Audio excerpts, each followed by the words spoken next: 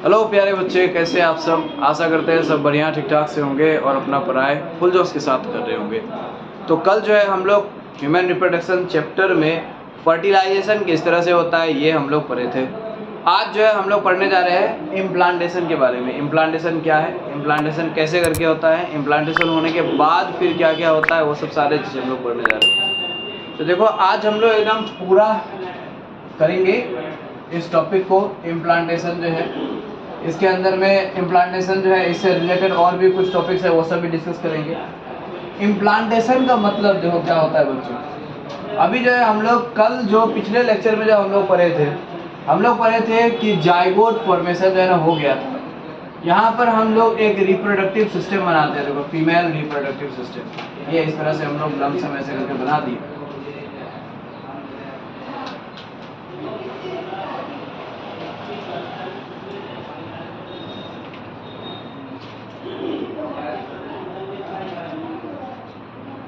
यहाँ पर ये फीमेल रिप्रोडक्टिव सिस्टम जो है हम लोग यहाँ पर बना दिए।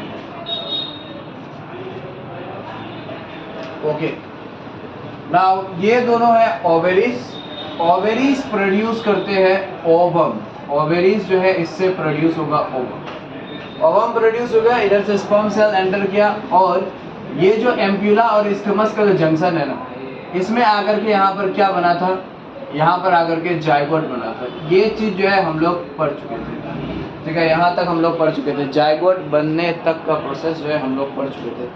अब देखो क्या होगा, जाइगोट जो है बनने के बाद जैसे ही 30 आवर्स होता है zygote, this one is the zygote, let us suppose that this one is the zygote. Zygote क्या होते हैं, ट्वाइस एन होते हैं, डाइप्लॉइड होते हैं। यहाँ पर जब ये 30 आवर्स होगा तो 30 आवर्स में ना पहला यहाँ पर फर्स्ट क्लीवेज करेगा। ये जाइगोट जो है ये क्या करेगा, ये अपना फर्स्ट क्लीवेज करेगा। कब करेगा, 30 आवर्स में करेगा, 30 घंटा के बाद, 30 घंटा लगेगा।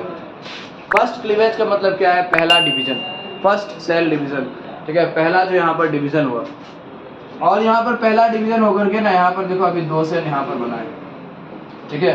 This is the 2 cell proembryo, 2 cell वाला प्रो एम्ब्रायो स्टेज है।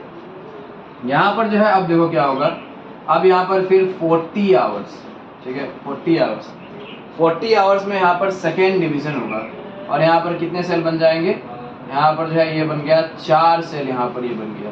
40 आवर्स में थर्ड सेकेंड डिवीजन होता है। फर्स्ट डिवीजन कब होता है, 30 आवर्स में होता है। यहाँ पर ये जितने भी सारे यहाँ पर डिविजन्स हो रहे हैं ना, ऑल दिस डिविजन्स आर, कौन सा डिवीजन है ये सब सारे डिविजन्स जो है ना माइटोटिक सेल डिविजन्स है। This all cell divisions are mitotic cell division. यहाँ पर जितने भी सारे सेल डिविजन्स हो रहे हैं सब के सब सेल डिवीजन क्या है, माइटोसिस माइटोसिस माइटोसिस माइटोसिस, यानी कि माइटोटिक सेल डिवीजन है सब के सब, ठीक है। इसके बाद देखो यहाँ पर जो है अब ये 2 आवर्स लगेगा इसको थर्ड सेल डिवीजन करने में, 2 घंटा लगता है। ऐसा नहीं है कि इक्वल क्यों नहीं हो रहा है, अनइक्वल क्यों है, क्योंकि ये सब सेम सेल नहीं है ना, ये सब अलग अलग सेल है और अलग अलग ये सब जो है जगह पर ये सब सेल डिवीजन कर रहा है। जो कैसे करके जाइगोट बना था, यहाँ पर जाइगोट बनने के बाद ये आस्ते आस्ते करके ऐसे नीचे descend down descend down descend down करते जा रहा है। तो ये जाइगोट जो है ना, इसका पोजीशन भी क्या हो रहा है, चेंज होते जा रहा है, पोजीशन भी चेंज होते जा रहा है। इस कारण से यहाँ पर ये डिवीज़न करने का टाइमिंग जो है ना, ये इसमें भी जो है ना चेंजेस आ रहा है।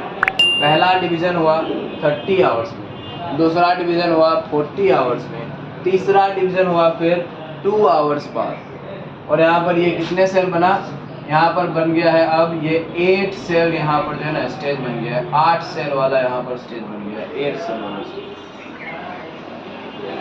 ठीक है।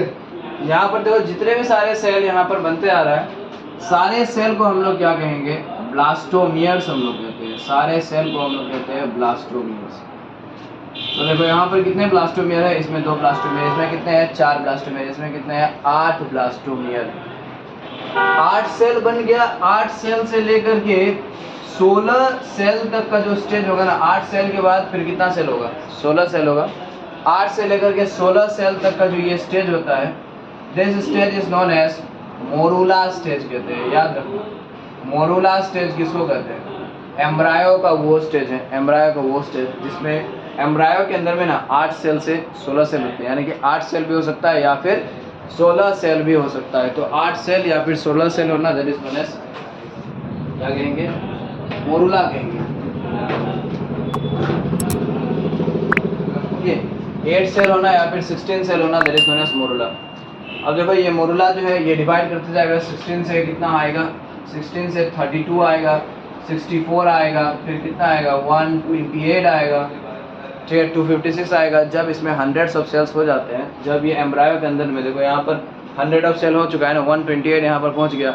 अब यहाँ पर जो है हंड्रेड्स ऑफ सेल्स जब बन जाते हैं ना एम्ब्रायो के अंदर में, तब ये एम्ब्रायो जो है ना अपने आप को कैसे अरेंज करता है देखो, तब ये एम्ब्रायो जो है it gets arrange into this 2 layer.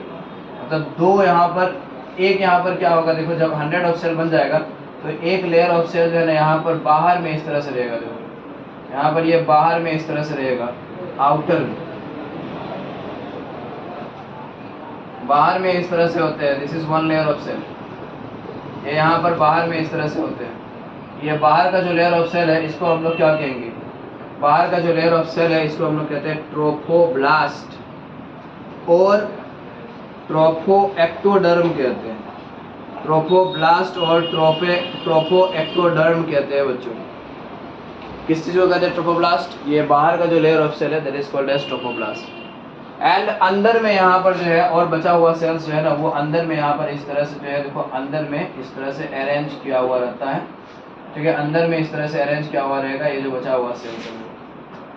This cells are known as, ये अंदर का सेल को क्या कहेंगे, ये अंदर का जो सेल है इसको हम लोग कहते हैं इनर सेल मास। ये अंदर में जो यहाँ पर ये अरेंज किया हुआ ये सेल है, this cells are known as inner cell mass कहते हैं। What is inner cell mass and what is trophoblast. Trophoblast वो लेयर है जिससे क्या बनेगा फ्यूचर में, प्लासेंटा बनेगा। Trophoblast we can say this is the precursor of क्या, this is the precursor of placenta. Placenta का प्रीकर्सर है, मतलब इससे ट्रोफोब्लास्ट से जो है ना, ट्रोफोब्लास्ट से बनेगा प्लासेंटा। और ये इनर सेल मास जो है इससे क्या बनेगा, इससे बनेगा फीटस, यानी कि एम्ब्रायो बनेगा। It is the precursor of embryo. और वही एम्ब्रायो से फीटस, फीटस से फिर चाइल्ड। फीटस मतलब क्या होता है, जब एम्ब्रायो जो है कितना 8 वीक्स के हो जाते हैं, यानी कि 2 महीना के जब एम्ब्रायो हो जाते हैं, तब वो फीटस जो है ना उसमें ह्यूमन लाइक अपीयरेंस आ जाता है, मतलब इंसान की तरह वो दिखने लग जाता है। माथा हो जाएगा, गला उला ये सब बॉडी पार्ट जो है ऐसा सारा चीज़ बन जाएगा, ठीक है। फिंगर जुड़ा हुआ रहता है, सेपरेट नहीं रहता है, जुड़ा हुआ ही रहता है ऐसे करके। तो दैट कंडीशन जब एक मतलब कि इंसान की तरह, जैसे ही एम्ब्रायो जो है इंसान की तरह दिखने लग जाए, तो उसको हम लोग कहते हैं क्या चीज़, उसको हम लोग कहते हैं फीटस कहते हैं, फीटस। तो ये इनर सेल मास जो है is the precursor of embryo और वी कैन से फीटस, इसी से बनेगा फीटस। अब देखो बच्चों, जब यहाँ पर इस तरह के लेयर, यहाँ पर इस तरह के एक स्ट्रक्चर बनता है जिसमें यहाँ पर एक ट्रोफोब्लास्ट होगा बाहर में, अंदर में क्या होगा इनर सेल मास होगा, और यहाँ पर अंदर में एक और कैविटी होगा, cavity. This cavity is known as blastocoel कहते हैं।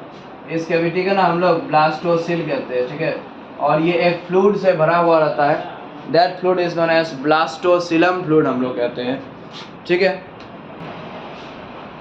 तो क्या हुआ, ये जो यहाँ पर देखो, एक यहाँ पर जो स्ट्रक्चर है अभी एम्ब्रायो का स्टेज है, जिसमें बाहर में एक यहाँ पर ट्रोफोब्लास्ट लेयर होते हैं जिससे प्लासेंटा बनता है, अंदर में इनर सेल मास होते हैं जिससे फीटस बनता है, और यहाँ पर ये बीच में क्या होता है, एक कैविटी होता है, कैविटी एक फ्लूइड भरा हुआ कैविटी। इस कैविटी को हम लोग कहते हैं ब्लास्टोसिल कहते हैं, blastocoel, okay. That cavity is known as blastocoel. Now अगर हम लोग इसको देखते हैं अच्छी तरह से, तो इमेजिन करो ये जो है ना एक होलो स्फेरिकल बॉल की तरह दिख रहा होगा। होलो स्फेरिकल बॉल मतलब कि एक ऐसा एक बॉल जिसका अंदर में क्या हो, खोखला हो, होलो, ठीक है ना। जैसे कि क्रिकेट का बॉल होता है, तो क्रिकेट का बॉल जो है वो तो एकदम अच्छे तरह से होलो होता है। जैसे ये यहाँ पर मटेरियल है उसका, बॉल का ये मटेरियल है, ये यहाँ पर मटेरियल है, और फिर अंदर में पूरा एकदम खाली होगा, लेकिन इसमें जो है ना थोड़ा सा ही बस ये पोर्शन खाली होता है, फिर भी जो है होलो स्फेरिकल बॉल की तरह ये लग रहा है। This stage is known as blastocyst कहते हैं हम लोग। इस स्टेज, एम्ब्रायो का इस स्टेज को हम लोग कहते हैं ब्लास्टोसिस्ट कहते हैं। ब्लास्टोसिस्ट पूछे आते हैं, मोरुला भी जो है ना पूछे आते हैं, ज़्यादा करके ब्लास्टोसिस्ट पूछे आते हैं। ब्लास्टोसिस्ट जो है ना इट इज़ मोर इम्पोर्टेंट, ये स्टेज। ओके बच्चों, ब्लास्टोसिस वाला स्टेज इंपॉर्टेंट है। यहाँ पर एक चीज देखो, यहाँ पर इनर सेल मास में कुछ ऐसे भी सेल्स है, देखो यहाँ पर कुछ स्पेशलाइज सेल्स है इनर सेल मास में, जैसे इसको हम यहाँ पर ये कलर कर देते हैं ब्लू कलर से, ठीक है। इनर सेल मास में यहाँ पर देखो ये कुछ स्पेशलाइज सेल्स है, कुछ स्पेशलाइज इस तरह से सेल है। ये स्पेशलाइज सेल्स के अंदर में ना they have the capability of developing into any other type of tissue. ये सब कैसा सेल है? Special type of cell. ये सब सेल के अंदर में एक एबिलिटी है कि they can develop into any other type of tissue. मतलब ये सब सेल जो है ना, सेल से, यही सब सेल से ना टिश्यू बनेगा, तो ये सब सेल जो है ना, इससे कोई भी टिश्यू बन सकता है। देखो बोन बन सकता है, ब्लड बन सकता है, लिम्फ बन सकता है, कार्टिलेज, मसल, टेंडन, लिगामेंट, कोई भी तरह का टिश्यू बन सकता है। ये सब स्पेशलाइज सेल से, ठीक है। ये सब का प्रॉपर्टी है, इन लोग के अंदर में खासियत है। क्या खासियत है, क्या स्पेशलिटी है? ये सब जो है ना कोई भी सेल कोई भी टिश्यू में कन्वर्ट हो सकता है। This cells are called as, ये सब सेल हम लोग क्या कहते हैं? Stem cells. Stem cells. So what are stem cells? Stem cells are specialized cells present where? Present in the inner cell mass. Inner cell mass के अंदर में कुछ specialized cells जो होते हैं which can develop into any other type of tissue, जो कोई भी दूसरा टिश्यू में कन्वर्ट हो सकता है, चेंज हो सकता है, उसको हम लोग कहते हैं इनर सेल मास, उसको हम लोग कहते हैं स्टेम सेल्स। वो सब सेल को हम लोग कहते हैं stem cells. Okay, now you see, अब ये हो गया, ये यहाँ पर ब्लास्टोसिस का स्टेज जो है ये बन गया है। Now this embryo is moving down, moving down, moving down. यहाँ पर ये ब्लास्टोसिस्ट तक बनने में ना कितना समय लग गया है पता है? ब्लास्टोसिस्ट तक बनने में ये जो है ना 7 डेज जैसा का पीरियड जो है ना अभी तक ओवर हो चुका है। 7 दिन जैसा जो है ना लग चुका है ये ब्लास्टोसिस्ट बनने में, 7 डेज। और 7 डेज में देखो ये जो है ब्लास्टोसिस्ट यहाँ पर आ पहुँचा है। दिस इज द ब्लास्टोसिस्ट, ये ब्लास्टोसिस्ट है सपोज मान लेते हैं, यहाँ आ पहुँचा है। डिसेंड डाउन करते करते हुए कितना समय के अंदर में, यहाँ से यहाँ तक ये डिसेंड डाउन करने में कितना समय लगा? 7 डेज लगा, 7 दिन लगा, ठीक है। और सिर्फ डिसेंड डाउन कर रहा है क्या? नहीं, बहुत सारे यहाँ पर देखो सेल डिविजन्स हो रहे हैं, सेल डिफरेंशिएशन हो रहा है, बहुत सारा चीज़ एकदम हो रहा है, डेवलपमेंट हो रहा है। ऐसे ये डेवलपमेंट करते करते, सेल डिविजन करते करते करते करते क्या हो गया? नीचे यहाँ तक आकर के पहुँच गया। अब देखो ये यूटेरस जो है बच्चों, यूटेरस का क्या होता है? यूटेरस का एंडोमेट्रियम जो है, एंडोमेट्रियम सबसे इनरमोस्ट है। एंडोमेट्रियम का ये देखो यहाँ पर लाइनिंग जो है ना, इस लाइनिंग में क्या होते हैं? एंडोमेट्रियम का ये जो लाइनिंग है इसमें जो है ना सॉफ्ट एंड थिक टिश्यू होते हैं। एंडोमेट्रियम का इस लाइनिंग में सॉफ्ट एंड थिक टिश्यू होता है जो बनता है ब्लड वेसल्स यानी कि ब्लड कैपिलरीज से बनते हैं। इसके बारे में शायद हम लोग पढ़े हैं। यही जो है ना रप्चर हो जाता है, अगर फर्टिलाइजेशन नहीं हुआ तो यही लाइनिंग जो है रप्चर होता है। एंडोमेट्रियम लाइनिंग भी रप्चर होता है, एंडोमेट्रियम से पहले ये लाइनिंग रप्चर होता है, इसमें होता है ब्लड कैपिलरीज, इसीलिए ब्लीडिंग होता है, ठीक है। तो ये जो यहाँ पर ये लाइनिंग है ना, इसमें आकर ये क्या होता है? ये धंस जाता है, it gets embedded, this blastocyst gets embedded in the uterine lining, ठीक है। After the end of about 7 days, 7 दिन जैसा के बाद जो है ये ब्लास्टोसिस्ट अच्छे तरह से डेवलप हो जाता है। ये आकर के यूटेरस का लाइनिंग जो है इसमें आकर के ना धंस जाएगा। यही जो इम्बेड होता है, धंसना जो होता है, इसी प्रोसेस को हम लोग कहते हैं इम्प्लांटेशन कहते हैं। So what is implantation?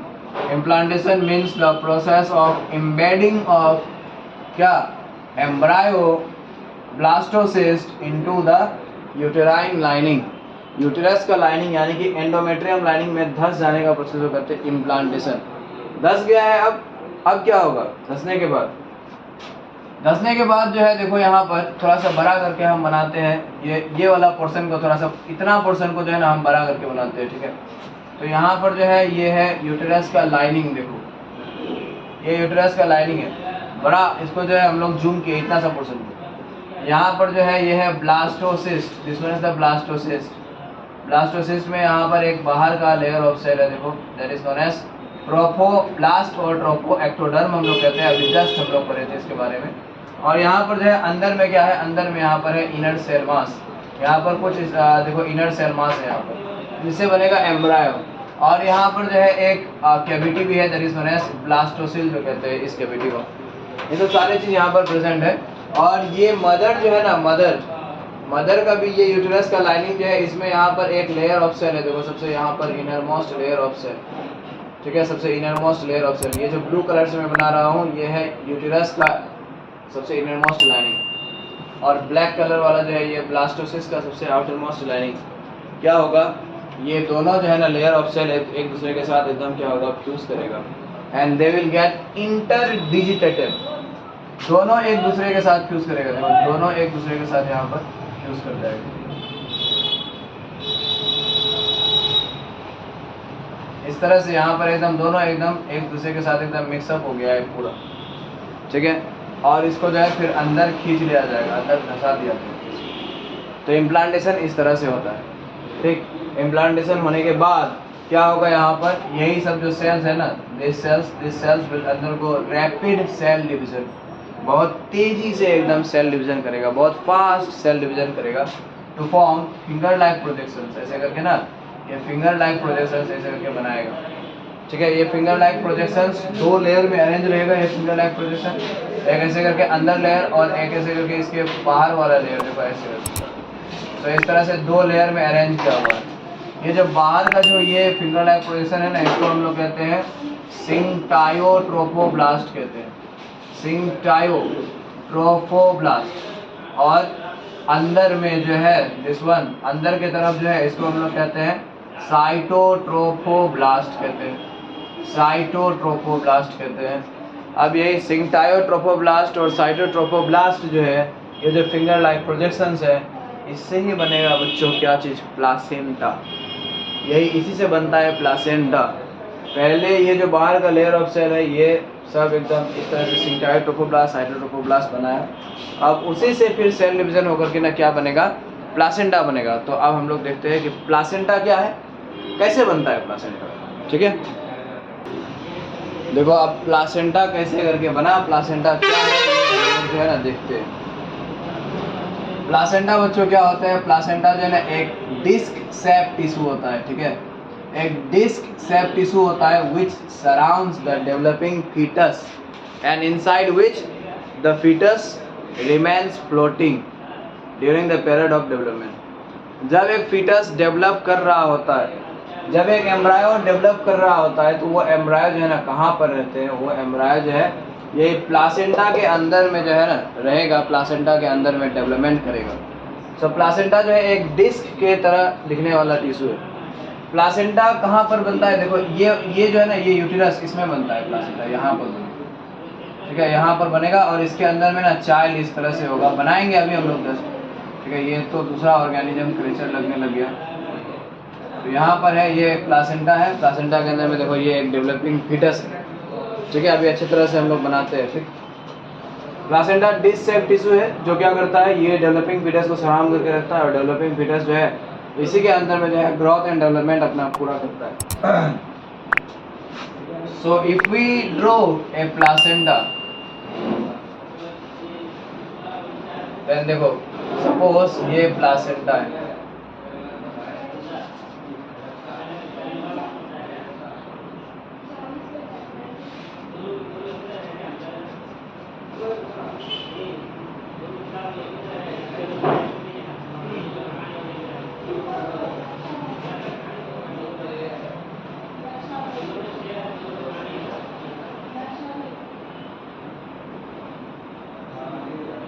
Suppose यहाँ पर जो है ये एक प्लासेंटा है, सॉरी एक यहाँ पर ये फीटस है, फीटस जो है देखो डेवलप कर रहा है इस प्लासेंटा के अंदर में, this one is the placenta.